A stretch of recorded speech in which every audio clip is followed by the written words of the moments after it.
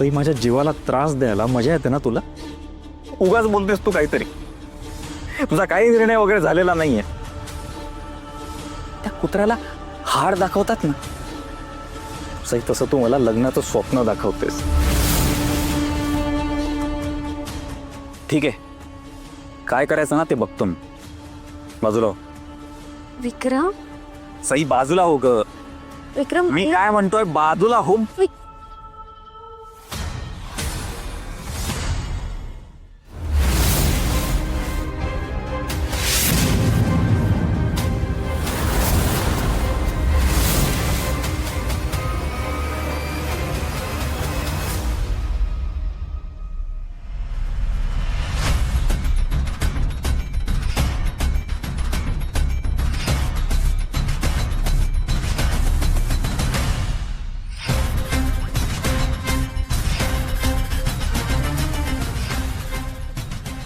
सई,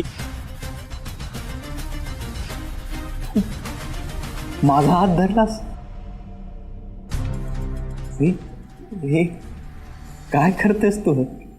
हा सई, काय काय झालंय काय तुला? सई, म्हणजे तू खरं बोलत होतीस? सई, तू खरोखर प्रेमात पडलीयस माझ्या. सई, कदाचित ना असं असेल की तुला तुला ते जाणवत नसेल, तुला कळत नसेल. हे ना असंच आहे ना, असंच आहे ना सई, है ना? विक्रम, हे बघ, मला प्रेमाचं नाही माहीत, पण तुझ्याशी लग्न करण्याचा निर्णय माझा पक्का आहे. आणि हे मी खोटं नाही बोलत आहे, खरं सांगतेय. सई सई सई, मी काय सांगू सई तुला. मी ना आनंदाने वेडा होणार आहे. सई सई, तू कायमची माझी होणार आहेस. देवांश जागीरदारची सई आता विक्रमची होणार आहे. सई, मग आपण आहे ना माझी एक अट आहे.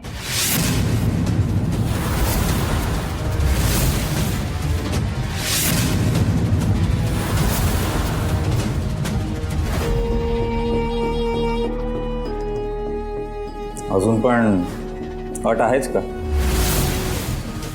तेच म्हटलं की हे सगळं इतकं सोपं कसं काय झालं.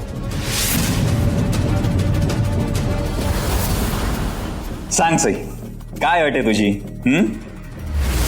अगे दागिने, पैठणी, मोठा बंगला, काय हवंय तुला बिंदास सांग तू. अगं सई, तू म्हणशील ना तर ना मी बँक पण लुटीन सई, काही प्रॉब्लेम नाहीये मला. तू सांग फक्त. माझी अट अशी आहे की